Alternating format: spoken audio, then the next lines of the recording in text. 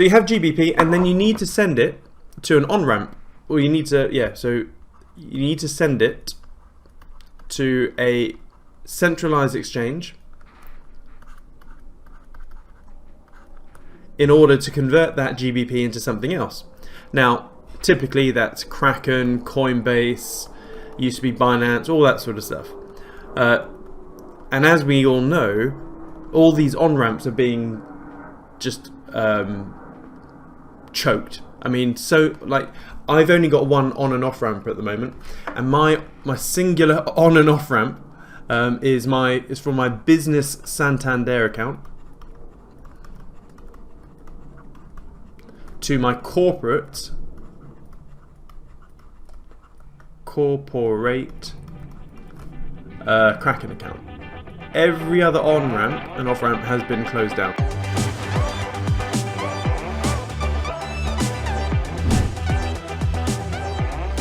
So that's the only thing that works. I mean, it's ironic. I've got, Golden Geese is a crypto M&A company that we have, and that doesn't even have an on and off ramp. It's just, it is nuts. So I just have to use everything through this. Now, when you're on that SEX, you then have to convert. You have to convert your convert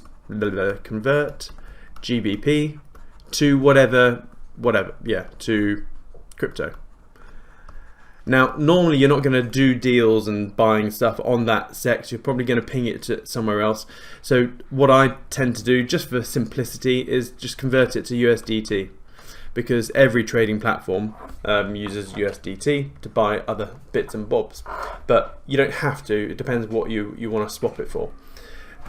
Once you've then got it, and I will go through this, once you've got it into USDT, you then need to ping it, and that's my term of basically ping it to wherever you want to go. So normally you're going to have to find another exchange. So in this case we're looking at CAS or whatever. You need to ping it to either a SEX, centralized exchange, or a DEX, depending on what. But in this case, for this example, for this video, we're going to use MEXC, which is a random exchange that sells lots of lower market cap coins. And then you buy. So buy whatever. And then once you've bought whatever,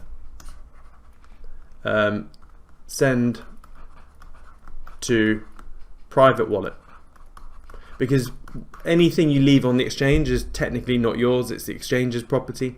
So you need to be able to do this. Now, what I've done earlier is I sent £100 sterling from my business Santander account to my corporate Kraken account, and I've left it there so far just because I wanted to show you what to do. Now, obviously, any exchange is going to have a different user interface. Kraken I've always thought as probably the worst user interface there is, but yeah, at the end of the day, they're all roughly the same, because they'll all have a trading tab, etc. So as you can see here, I've got 100 GBP. Now, you're going to have to, we're all adults here, you're going to have to work out how to get that GBP to your on-ramp. So for me, I just bank transfer it. But yeah, everything will be too different for all of you. But now the money's in here, and that took probably an hour to do. For some reason it got a bit delayed. I then go to the trading tab, and what I'm looking to do is convert GBP into USDT for this example. So I go to trade, and I need to find, there is USDT against GBP. And if you ever can't find it, you can always do a search, but here it is, trade. Now, with most buying and selling stuff, typically you have two types of modes that you can use to buy and sell. You'll have a limit or a market.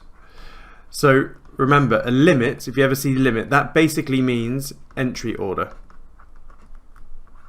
So you're picking a price that you want to enter the market into, and you will only accept that price.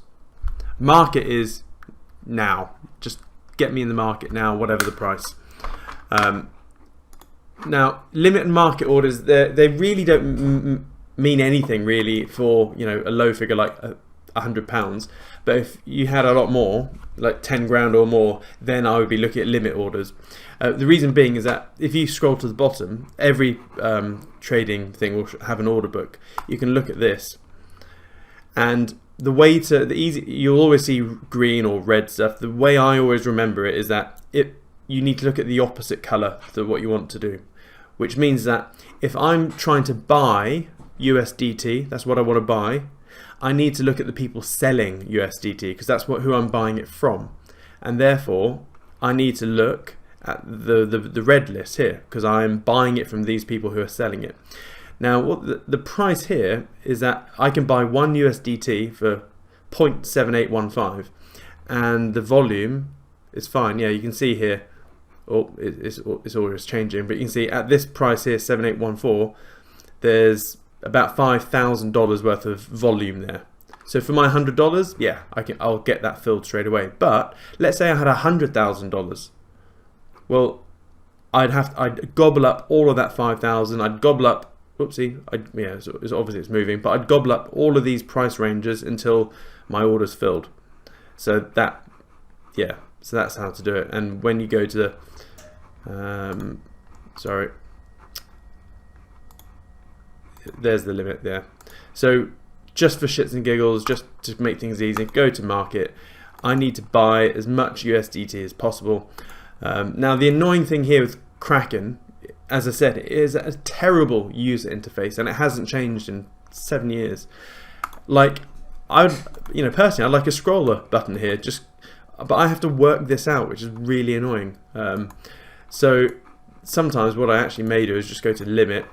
I know I'm going to click that, so it's going to put that price in, and then I'll just put $100 or £100 in, because that's all I have, and then try and maybe do that.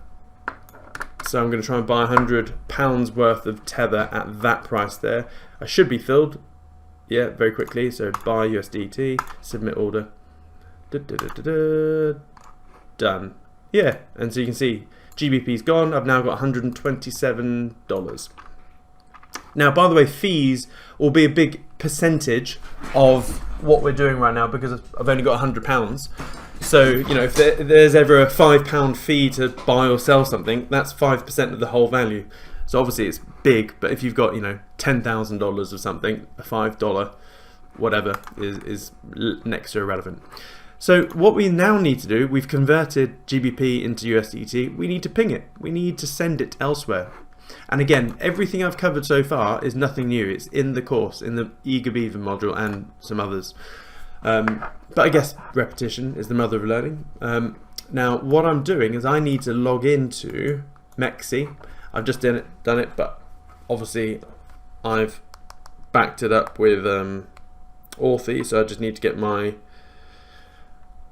auth code 72173. There we go. Cool. Now remember, if you're pinging stuff anywhere from somewhere to somewhere else, you need the deposit address. So if I'm going from Kraken to Mexi, I need to find the deposit address. Makes sense, right? Because I'm sending it to Mexi, I'm making a deposit into there. Or, you know, and also before we do that, if I wanted to withdraw these funds from Kraken, then I'd have to find, you know, I'd go to, I don't know, funding, let's say, and then I go to withdraw, but we're not doing that. So first of all, I'm in Mexi, I've got no money here at the moment, USDT, so I need to find the deposit address for USDT. There we go. Now obviously the network is going to be interesting. So what I need to do, like Tether, there's all sorts of different networks. I personally like using Arbitrum because it's super fast and super cheap, but you have to also check, does your outgoing, as in does Kraken do that? So I'm going to funding, go to withdraw, I need to find Tether, there we go, yep, and then I need to check It does Arbitrum1, nice. So I'm going to go to Arbitrum1 on Mexi, and this is my deposit. So yeah, my deposit address. So what I normally do is I'll always just get a notepad out, I'll press Control V, I know that's the address there, I'll then go back to Kraken and I need to withdraw it. So withdrawal address, Control V, no, it's probably going to do one of those, enter. Sometimes with Kraken you will need to, I'm going to have to add it, aren't I? Sometimes it will only let you withdraw funds into addresses where you've already done it. So if I do that, no, it won't let me. I'm going to have to add it, which is a pain in the arse. So I'm going to have to add a new withdrawal address, Mexi, withdrawal address, Control V, add withdrawal address. Then it's going to ask me to click on a bloody email. So I'm just going to open up an email. I'm going to find that shizzle. Come on.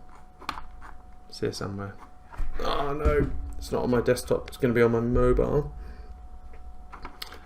Right, I'm just going to stop the share for the moment whilst I do this. So, and here's the thing, because I've got this confirmation email on an email account which isn't on my desktop, you have to click it on the device that you're trying to do it from. So what I then do is I just forward it to an email which is on my computer or my desktop. So forward it, and then I can click the link on my other email account. So I'll share the screen in a sec when I get this email back. Come on, there we go, lovely jubbly. So if I share screen now, cool. So all I'm doing is I'm clicking the confirm thingy from that email I just forwarded to myself, address approved. And then here's the thing, you've got two tabs open now, which again is a UI issue for their behalf. Or I don't like having too many tabs open just in case. So I just get rid of the old one and I go and I use this new link and then start again. So I'm withdrawing, so go back to this, funding. I am withdrawing it. I'm withdrawing my tether. I want to choose ARB and the withdrawal address, there we go, boom, nice and easy, and I'm going to send 100% of it. Now, just for crypto,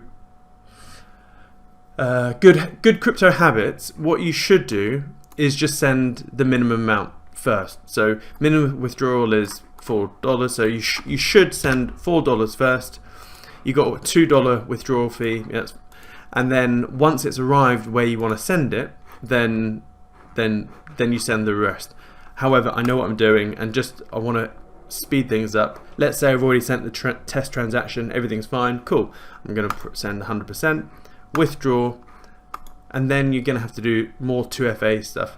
Now, sometimes, like with Binance or Mexi or whatever, whenever you withdraw something, it's going to ask you to put in another auth code, email, 2FA, like texting 2FA.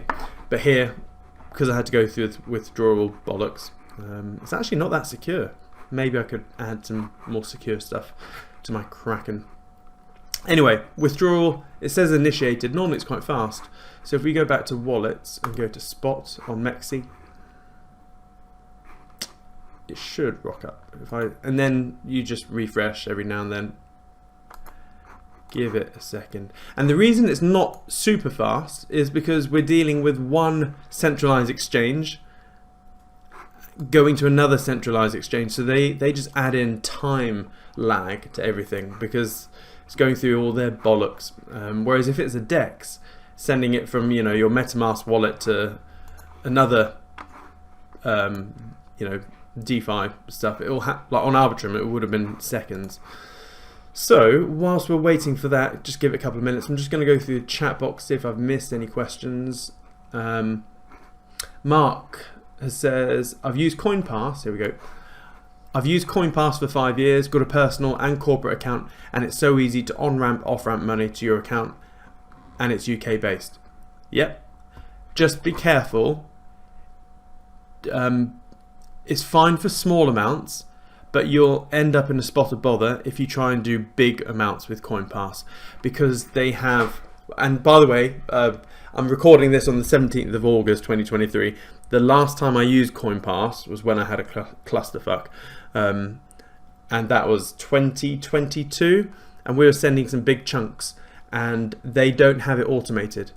So it was, yeah, in fact, I'm not going to say anything more, but hopefully they've changed their systems. For small amounts, I think it's good, but for big ones, every time I've used them, it's just ended in pain. John said, when you bank transfer GBP into Kraken, how long does it take to show in your account? Well, normally it takes like, normally it's very fast, but today it took anywhere between 30 to 45 minutes, I think. Yeah. So, let's just, okay, it's not there yet. Come on, Kraken. There we go, it's sending, so it won't be long now. What other questions have I missed? Someone's texting me. Just making sure. Oh, no. No other questions so far. Cool. Hopefully it'll be here now that they're sending it.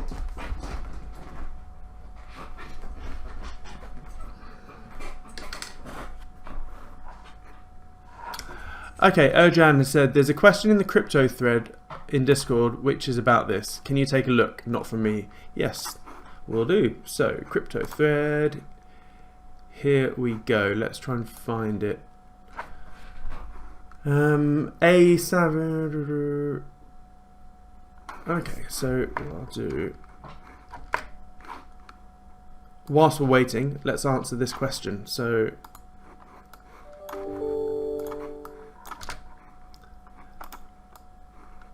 in Discord, we have Mr. Savvy says, this is Aaron, hey guys, sorry for the silly question, but I've got some ETH on an exchange that I'm now moving to my Trezor. It's given me a list of networks to choose from, like Arbitrum 1, etc. They have all much lower fees than ERC20. Yep. Can I use another network for the transfer and save on fees, or will my ETH get lost somewhere? My understanding is that those other networks are built on ETH. Yes, they are. They're layer 2s. And so it's still the same chain, but I don't want to assume that and lose my ETH. So yeah, all you need to do, just make sure that you're syncing up, that you're sending it on the same network. So if you have ETH on exchange, if I go to Kraken, I know we don't have any ETH on here just at the moment. So if I find ETH, there we go. So let's say you had ETH on here. When you're sending it, you need to send it to whatever address that it comes on this drop down. So if I was sending ETH from Kraken, it would only let me send it on ERC20, that's Ethereum, Polygon network, and Arbitrum. So let's say I wanted Polygon, the receiving address, you also then need to go and find the Polygon receiving address for that. So, but yeah, Arbitrum is fine. Where is it? Any of those. Yeah, so that's that. So hopefully that helps. Cheers, Jan, I've seen you answering that. Cool, right, I just checked. The tether has arrived on Mexi. So where are we on that little process tree? We've pinged it, we've received it. Now we need to buy whatever. Now, obviously this trading pub is not, I'm not going to talk about all the reasons why we're buying cows or anything. I'm trying to keep this a little bit as generic as I can be, well, to a degree. Now here's the thing, before you've even done that, you would have done your research and figured out what you want to buy and where you want to buy it. So the question I see all the time, no matter how many times I answer this, is that you need to go to either CoinGecko.com or CoinMarketCap to find your particular coin. So here we have Casper, I found it already. And if you ever want to find out, where does this coin exist, where can I buy and sell it, you find it and just click the markets tab and it will show you.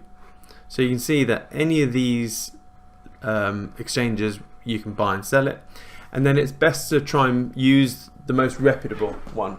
Now unfortunately we don't have a properly reputable one here. which is why I always look at exchanges like this like it's a dodgy Somalian market square, and you're just going in to get your stuff and then you're getting the hell out. So we're using Mexi, but you could use BitGet, Gate.io, KuCoin, etc. And try and do the ones with the most volume. So here, Mexi's still got the biggest volume. So, and that's why we're doing this for Mexi. Right, let's get out of Kraken. Log out, X out. And so here we are. So now what I found is that I think in South Korea there's a firm that does user interface for crypto exchanges, which is why a lot of the exchanges have all the same UI. That's why Bybit looks identical to Binance. That's why Mexi looks, again, identical to everything else. And if you're a new exchange coming on, I think what they try and do is make sure that people are familiar with it. So I want to buy Casper, as in the spot. So I simply go to spot trading, click spot, and I need to find Casper. So here you can see on Mexi the pair is Cas against Tether. That's why I've done this process. So obviously it's here already, but you can just go Cas, search it. Now the very first time I did this ages ago, I actually clicked Castor to begin with. I didn't buy any, but I almost did. So make sure it's Cas, not the perpetual, because that's a derivative, or any of these. Don't play around with these levered spots. So Cas USDT. So here we are. And then it's exactly the same thing like I mentioned regarding buy order, or entry orders or market orders, or limit or market. It makes a difference when you have a lot. If it's like I've only got $125 here, so it really makes no difference. But again, just to recap on the buying and selling, again, this is somewhere else I see people getting confused. You see all these red numbers, all these green numbers, and you're like, oh my god, what does it all mean? Remember, if I'm buying Casper, I have to buy it from someone, don't I? And that person who I'm buying it from will be selling their Casper to me. That's the way I have it in my head. If I'm buying something, I need to look at the sellers. So right now, if I'm buying Casper, the sellers are those in the red. So you can see the price is here at 0.0385, and then obviously it goes up. So you can, as you go up, the price goes higher and higher. So you can see there's someone here trying to sell $21,000 worth of CAS at 3.858, and then there's loads in between, and on the not that much buying at the moment down here. You can see there's a lot more selling at the moment than buying, and then you can actually have an expanded look. So if I want to really have a look at the seller book, you can see that's the price, and all the way up here, there's a few more selling. And if you want to like filter it out a bit, because there's lots of teeny sales like 10 quid's worth or whatever, just click this and you can get rid of some decimal points and it will basically bunch them all up. And if you really want to zoom out, you can go to here and you can see, okay, so this is really zoomed. I mean, look, there's someone already trying to sell $6.6 million worth of Casper at $2.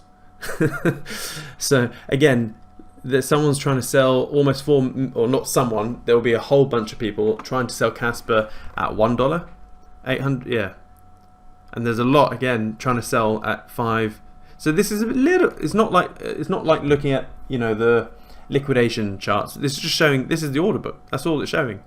And then let's have a look. If we keep on scrolling up, we've got people already putting sell orders in at $10, $9. Like, for me, this is freaking crazy, because in order for someone to, put a sell order in at $5 Casper, what are they doing? They're leaving their Casper in Mexi. It's like, Jesus Christ. The #1 rule of crypto is never leave your funds in an exchange, because you're going to lose it. Yet someone or a whole bunch of people have bought some Casper and put in a sell order at $10. Now they could be trying to catch a spike, in case it spikes up and comes back down. But again, it means they've locked in their funds for freaking ages. I mean, this is ridiculous. $5 million worth of sell orders at $1,000 CAS. I mean, that's never going to happen. Or not like in a time efficient manner, at least. $10,000 CAS. Oh my god. These people don't understand tokenomics.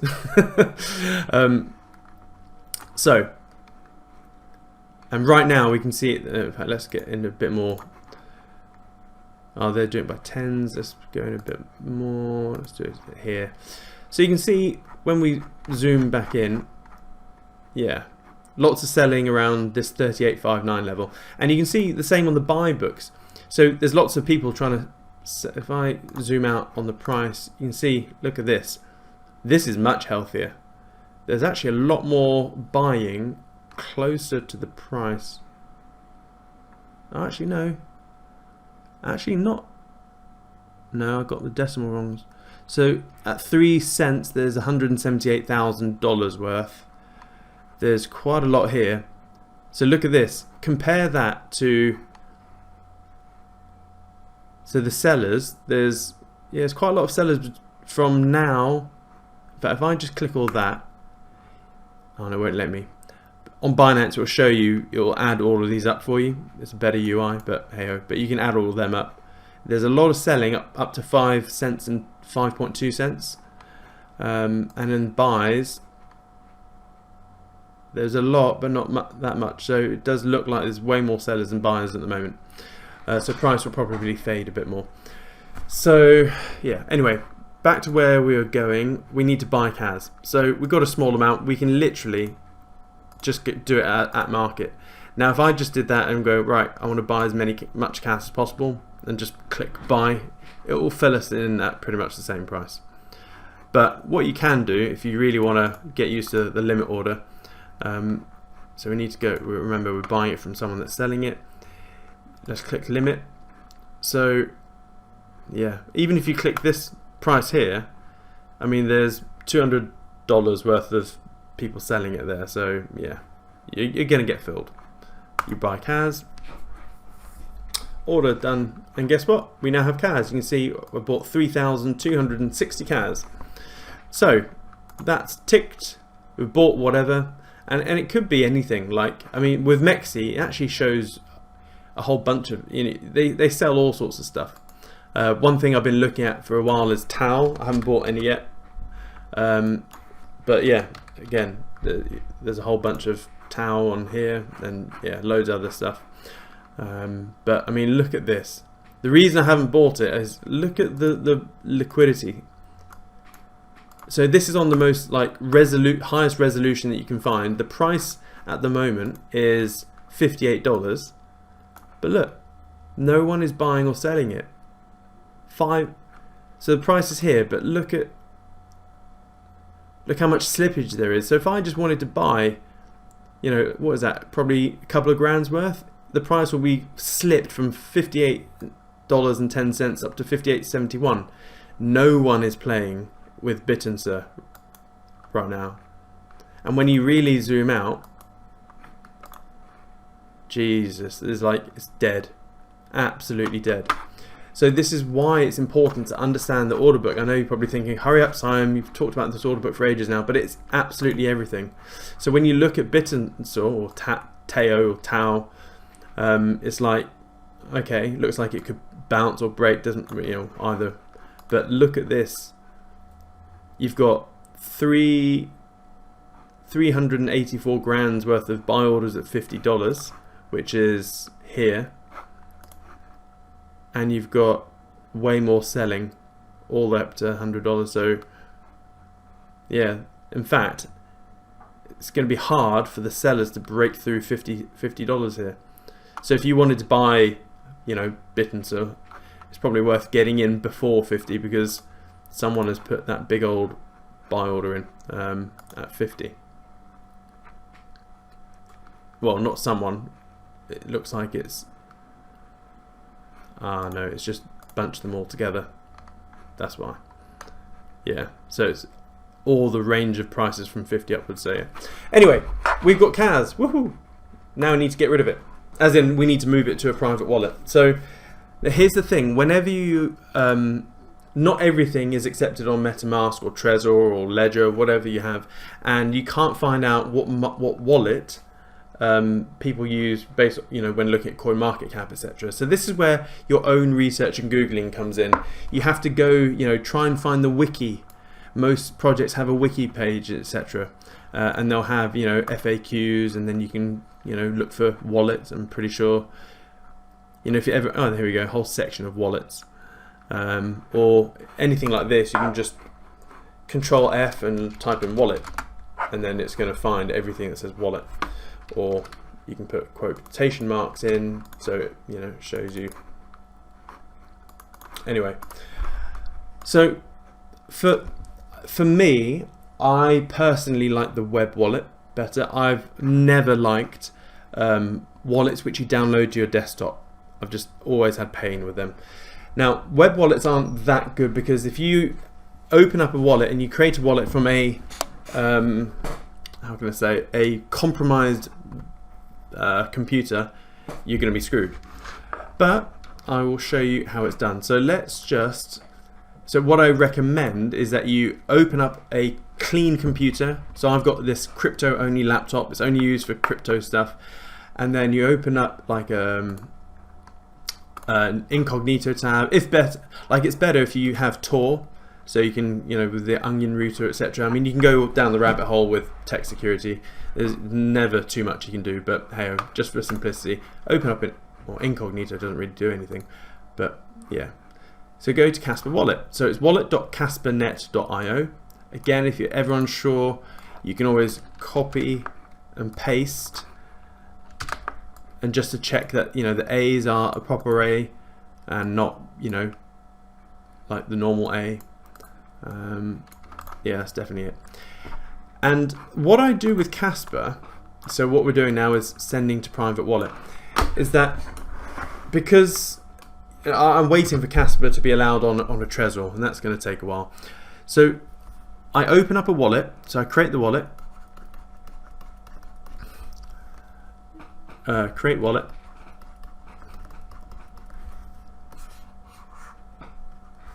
store seed phrase plus address. Okay, that's what you need. You need that address. And then when you have these two things, so you need to write down, so don't take a screenshot and store it on your phone or iCloud or anything like that, because you will get hacked. You need to write it down and then and then do the 3-2-1 thing. So the 3-2-1 principle for your seed code is that you need to create 3 copies. You need to store it in at least 2 mediums. So you could write it down on, fire waterproof paper. That's one medium. You could then etch it into titanium. That's another medium. You could, just don't store it on the same thing. Like if you just write it all down on paper and your house burns down, well, guess what? Your crypto is burnt down with it. And then more than one location. And you need to store that in more than one location. 3, 2, 1. Always remember that. So once you've done that, you've got basically your passwords for all of that, and then your address. So you can save your address anywhere. It doesn't matter if people find your address. And all you're going to do is use that address as a dumping address, right? You're not going to log on to it, not accessing it. And the reason being is that I'm trying to, I know my laptop's clean. There's no spyware, there's no keyloggers or whatever. And that means that if I'm constantly going in and out of this wallet and there's a keylogger, someone observing my keystrokes, all that sort of stuff, guess what? They're going to find out how to get into this wallet. So I just create this fresh new wallet on a clean computer, get the address, and then I'll just continually send CAS to that address. Just always send it, and it doesn't matter because I can plaster this public address all over the net and you'll be fine. But I'm not logging into it. If I ever have to log into it and move this CAS back to a SEX, well, guess what? I'm going to drain the whole thing and open up another. Well, so if I only wanted a tiny bit, I'd open up a new wallet, move most of it to that new wallet, and then ping whatever I need to the SEX, centralized exchange. So we're going to create the wallet. So you go to wallet.casper.net.io, and again, this is made in August 2023. No doubt the better wallets will come over time, but the principle of what I'm explaining is going to be the same in 10 years time, or maybe not 10, 5 years time as it is now, just different websites. Create new wallet. So I need to come up with a password. I love Elon Musk. Here we go. You can see what I'm typing. I love Elon Musk. There we go. Let's just copy, just so I don't forget. Next. Ah, bugger. I'm gonna have to do all these sorts of things. Before we go any further, I just want to remind you of a screenshot I shared the other day. Here we go. And the reason why everyone's asking for upper, lowercase, and numbers and symbols is because of this. So what is it? I love Elon is so 8, 9, and 4. 13 letters only. 13 letters only. Lowercase letters. So AI could crack that password in 11 months if they tried to brute force attack that. So yeah, you really do need at least a 12 digit long or character long thing with upper, lowercase letters and symbols, because 30,000 years to crack. Yeah, why not? Yeah. And thankfully, before I even saw this thing, I've got a bunch of different passwords, but all my passwords are down here to 14 billion years to hack on upwards. So yeah, that's one thing to think. So yeah, I love Elon Musk is a very weak password. So let's just add in a I don't know, 1 2 3 exclamation mark $. 1 2 3 exclamation $. Capital I. Capital I. Capital I. No, I'm just making this up. Obviously, this is not the password I use for everything, because you would be an idiot to do that. So next, there we go. And then it gives you a recovery seed. So just for shits and giggles, or not shits, I'm just going to copy this for the moment, just for this exercise. That is my seed. So that is basically your so you need that and your password to access your thing. And then it's going to ask you to check, so that, just to log into it, because you want your address, don't you? So the only time you're going to effectively access it is when you're setting it up. So fifth word, what is it? Fifth word is snake. 7th is boil. 10th is seat. Great success! Action mash. Here we go. Then we're in. So receive address, boom. Click that so I can copy it, and there we go. Then you can store that anywhere you want, and you're just going to send Casper to that. And then what you can do is, so we're literally going to move this, and we're going to send that Casper to that wallet. So Casper, we're going to withdraw it. I'm going to add in that address. Casper, yeah, that's fine. I'm going to send everything. Purpose, demo, submit, and then it's going to ask you everything from email verification code. Oh, it's not as bad. Binance, I've got like way more.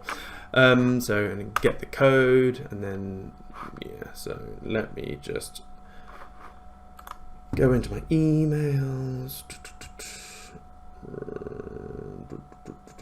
Funds deposited. So I'm just waiting for this. Here we go. Withdraw. So 139428. Then I need to go to get this figure, which is 780185. Oh, for those who don't understand that bit, the Google Authenticator thing, here's a top tip. Never ever ever use Google Authenticator. The amount of pain and sorrow and stress I've had when using Google Authenticator and then my phone breaking and then didn't get the recovery cut. Yeah, it's just use Authy, as in AUTHY, and that will give you a 2-factor ID.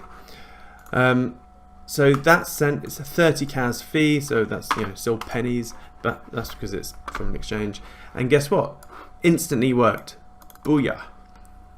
So instant transaction, or within a second, you'll get finality within 11 seconds, done, or within 10 seconds. So that Casper has been settled on the blockchain, and that's mine. There we go. Now if I want to send this, so let's say I've stored this for ages and it's coming to time, it's December 2025 and you want to sell everything, so you log in finally and then you need to send it. Well, guess what? It's going to ask you exactly the same shizzle. So I then need to go to, let's say I want to sell it back to Mexi. I'm then going to deposit Casper, and that is the address I need to send it to.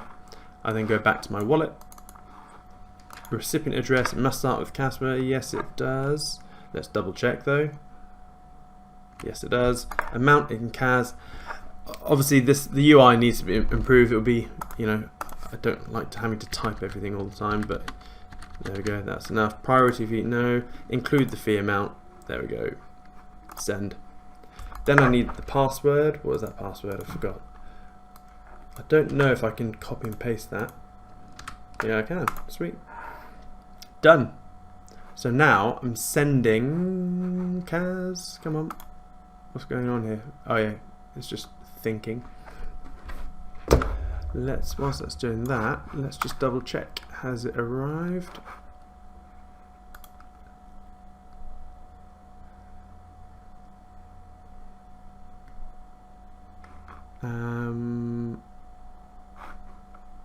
Okay, something's not happening here. So yeah, it didn't work. So two things. It shows here that CAS, I've got the CAS here, but the fact it looks like it didn't ever leave. Well, obviously it did.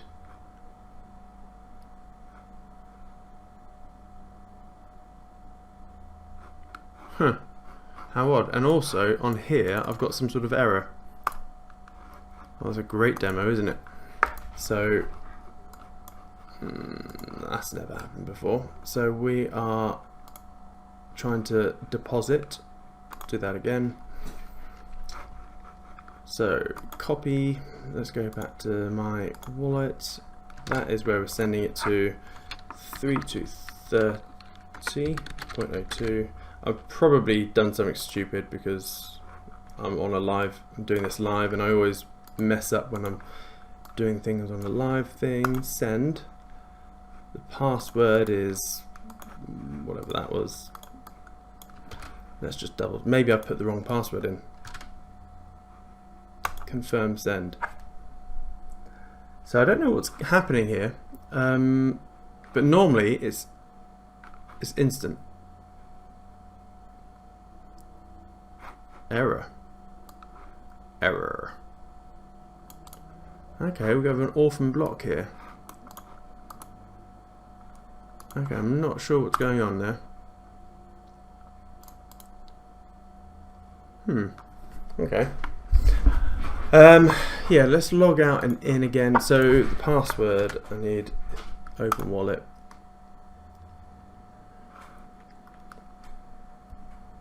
So that's the money coming in. Well,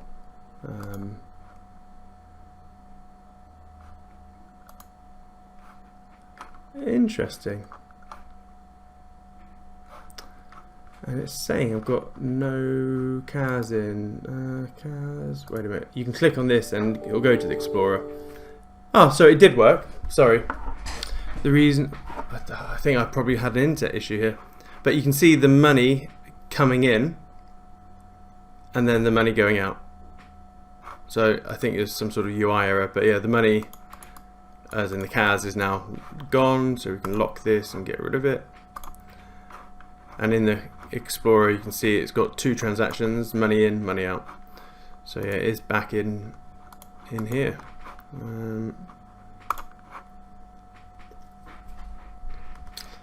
However, I think it's mid-transaction, and this is because we're dealing with SEX, which is, yeah, probably not the best example. The first time ever. It's oh, here's the other thing. it will take a while to show on here, but when you're sending Casper to Mexi, I think it's 3,600 confirmations it needs or something like that. So Mexi puts a big lag on this, so it can take a while. So yeah, that's the other thing I remembered. It will take a while to show up because it wants lots of confirmations. So we probably won't see that CAS for a while. Right, not the cleanest demonstration ever, but yeah, it's all the same learning. So let's check out the questions. Stu, yep, 100% of the pot is in, not all in CAS. We've still got that Doge. Nina, hey Nina, I'm a little late, so apologies if this was covered, but super interested to know your thoughts on Reese Floyd's trade analysis on Discord, suggesting CAS may fall to 0.25. Oh, I'd love it to fall to 25 cents, but yeah, 0.025 soon, and sidestepping or not. Yeah, I'll have a look at that. So I'm going to add it to my list of questions. So CAS Reese falling. There we go. Erjan, regarding slippage, did your latest CAS buy move the market up the other day? Nope. I think it was about, yeah, no, I looked at that. It wasn't me because I was in already. Why not track the order book and buy tiny amounts over hours? Yeah, exactly. When you want to buy or sell large amounts, you need to do it over time and over a price. So yeah, and that's what I do. Maybe someone snips your CAS from your live call. You know what? That wouldn't surprise me. That could have happened. You all have access to my, yeah, well not mine. You know, the seed and stuff like that. Someone could have logged in and just nicked the CAS. So, wait, we can actually check though. Here, and this is how you check. This is probably a good learning point. This is our address, right? So copy the address. Let's go to the Block Explorer. Now there's a few Block Explorers, but the one I prefer to do is cas.fyi, and you just type in the address at the search bar and go to have a little look for it. So it's showing you that there's two transactions. 100 came in. Sorry, 3,230 CAS came in, and then the same amount left. Now where did it go to? So there's a transaction ID here which you can click, and it will show you the recipient address. So the sender is that address, which we know is the address, that's our wallet, and it went to this address, Casper, ending in EUMQ. So let's double check, is EUMQ, yeah, so it definitely went here, Casper EUMQ. The Casper is here, it's just, there we go. It just took a freaking age to do it. So I think what happened, the reason why that demonstration was a bit shit is that for some reason my internet was slow and the UI didn't... Oh, can someone mute them? Whoever's loud, could you please mute yourself? Whoever's doing background noise. I'm just going to mute all for the moment. Feel free to unmute yourselves if you wish. Yeah, I think my internet was lagging and it was showing us an old page of that wallet, and then we didn't see it in here for a while because Mexi slows things down. But yeah, it's definitely coming back to my Mexi, and you can see, okay, it's not 3,600, it's 1,800 confirmations now, but it still takes time. So I can press refresh. Yeah, it's still 302. Let's do it again. Should be higher. Should is the keyword there, but again, we're playing with a centralized exchange. I don't trust any of them.